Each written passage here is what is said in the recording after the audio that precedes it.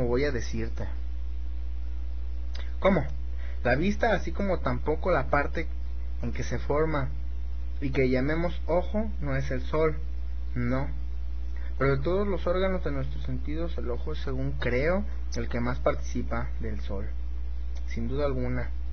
¿No es el sol de donde toma la facultad que posee para ver? La facultad que fluye del sol, por así decirlo, hasta él. Sí, y el sol, que no es la vista, pero que es su principio, ¿es percibido por ella? En efecto. ¿Sabe pues que cuando hablo de producción del bien adulo al sol, el Hijo muestra perfecta analogía con el Padre? El uno es la esfera visible respecto de la vista y de sus objetos, lo que el otro, en la esfera ideal, es respecto de la inteligencia y de los seres inteligibles. ¿Cómo es eso? Te ruego que me expliques tu pensamiento. Ya sabes que cuando volvemos los ojos a objetos no tan iluminados por el sol, sino por los astros nocturnos, cuesta trabajo distinguirlos. ¿Está uno casi tan ciego y la vista no es clara? Así es, porque cuando miramos los objetos iluminados por el sol, entonces los vemos distintamente, y la vista está muy clara, sin duda.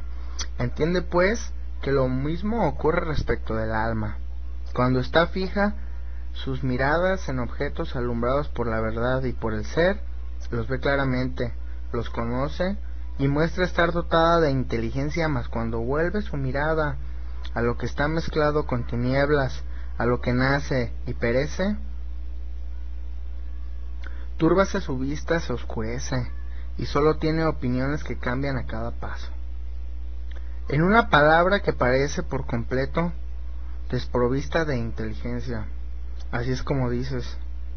Ten pues por cierto que lo que parece sobre los objetos de las ciencias de la luz, de la verdad, de lo que confiere al alma la facultad de conocer, es la idea del bien, y que esa misma idea es el principio de conocer la idea del bien, y que esa misma idea es el principio de la ciencia y de la verdad. En cuanto a estas pertenecen al dominio de la inteligencia. Por hermosas que sean la ciencia y la verdad, puedes asegurar sin temor a equivocarte que la idea del bien es distinta de ellas, y que las aventaja en belleza. Así como en el mundo visible hay razón para pensar que hay luz, y la vista tienen analogía con el sol, pero sería falso decir de ellas que sean el sol. Así en el mundo inteligible puede considerarse a la ciencia, a la verdad, como a imágenes del bien, pero sería un error tomar a la una o a la otra por el bien mismo, cuya naturaleza es de un valor infinitamente mayor. Su belleza debe estar por encima de toda expresión, puesto que es la fuente de la ciencia y de la verdad, y aún más hermoso que ellas.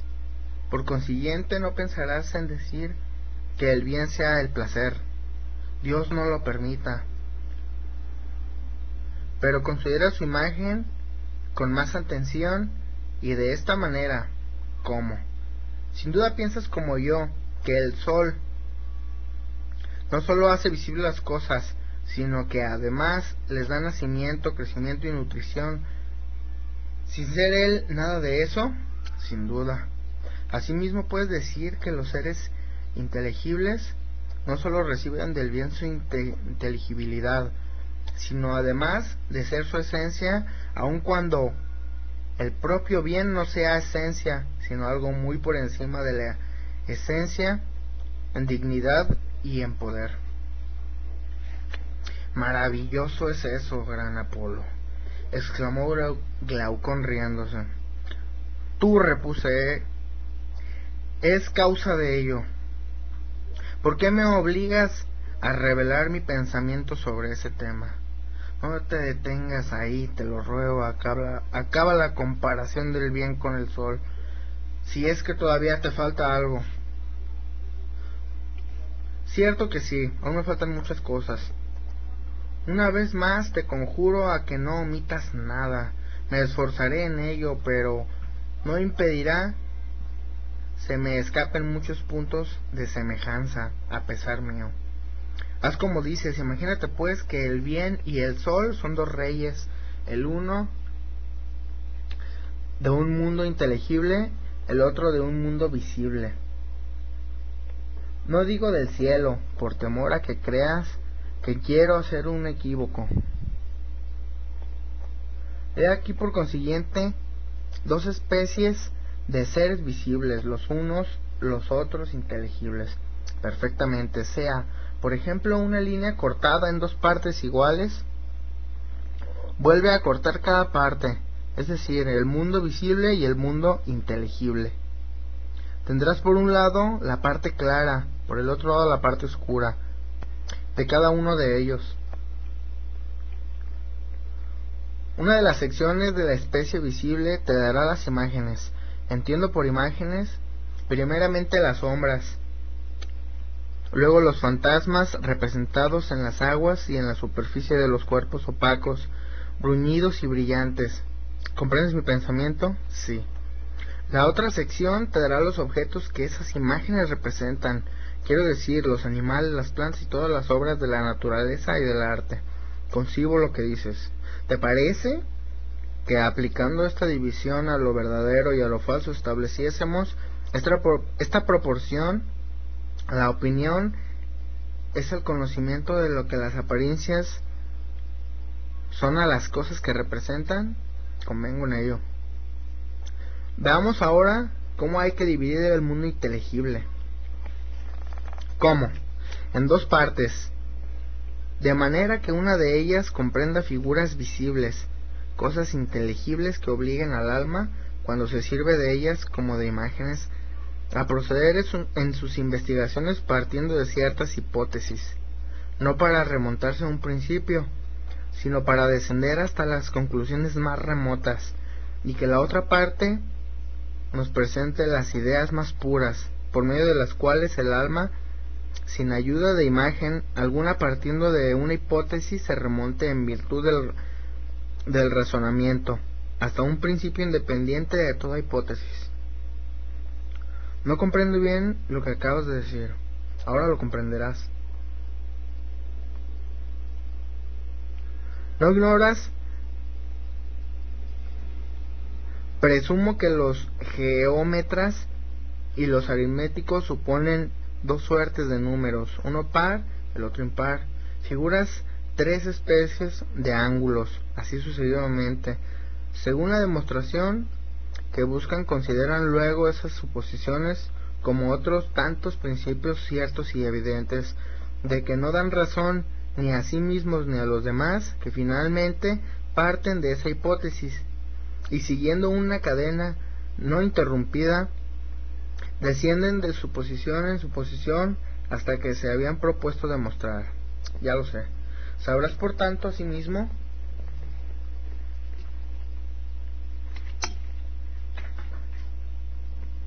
que se sirvan para ello de figuras visibles y que aplican a ellas sus razonamientos, aunque no sea en ellas en quien piensen, sino en otras figuras por aquellas representadas. Por ejemplo, sus razonamientos no gravitan sobre el cuadrado, sino sobre la diagonal, tal como la trazan, sino sobre el cuadrado tal como en sí mismo es con su diagonal. Otro tanto digo de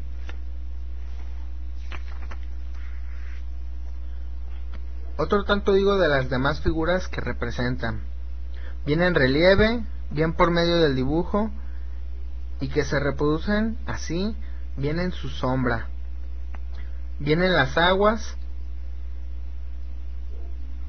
Los geómetras las emplean como otras tantas imágenes que sirven para conocer las verdaderas figuras que sólo por el pensamiento pueden ser conocidas. ¿Verdad dices? Ahí tienes la primera clase de las cosas inteligibles. El alma, para llegar a conocerla, se ve obligada a servirse de suposiciones no para llegar hasta un primer principio, porque no puede demostrarse más allá de las suposiciones de que ha hecho, sino que empleando imágenes terrenas y sensibles, que sólo por la opinión conoce y suponiendo que son claras y evidentes, se ayuda de ellas para el conocimiento de las verdaderas figuras. Entiendo que el método de las palabras es el de la geometría y de las demás ciencias de la misma naturaleza. Concibe ahora lo que yo entiendo por segunda clase de cosas inteligibles. Son aquellas que el alma capta inmediatamente por vía de razonamiento, haciendo algunas hipótesis que no considera como principios sino como simples suposiciones, y que le sirve de grados, de puntos de apoyo para elevarse hasta un primer principio independiente de toda hipótesis. Aduéñase de ese principio y uniendo luego a todas las conclusiones que de él dependen, desciende de ahí hasta la última conclusión, sin recurrir a una cosa sensible y apoyándose sobre todo en ideas puras, por las cuales se empieza, procede y termina su demostración. Algo entiendo, pero no suficiente. Todavía esa materia me parece muy oscura. Antojáseme con todo que tu finalidad consistiese en probar el conocimiento que se adquiere de los seres puramente inteligibles por medio de la dialéctica es más claro que el que adquiere por medio de las artes, a que ciertas hipótesis sirven de principios. Verdad es que esas artes están obligadas a servirse del razonamiento y no de los sentidos, más como están fundadas en suposiciones y no se remontan hasta un principio, estimas que no poseen la clara inteligencia que tendrás si a un principio se remontasen, y denomina, según me parece, conocimiento razonado al que se adquiere por medio de la geometría y de las demás artes análogas, y lo sitúas entre la opinión y la pura inteligencia. Perfectamente has comprendido mi pensamiento. Aplica ahora a estas cuatro clases de objetos sensibles e inteligibles cuatro diferentes operaciones del alma, a saber, a la primera clase, la pura inteligencia; a la segunda, el conocimiento razonado; a la tercera, la fe; a la cuarta, la conjetura. Y da a cada una de esas maneras de conocer más o menos evidencia, según que sus objetos participen en mayor o menor grado de la verdad. Ya entiendo. Estoy de acuerdo contigo y adopto el orden que me propones.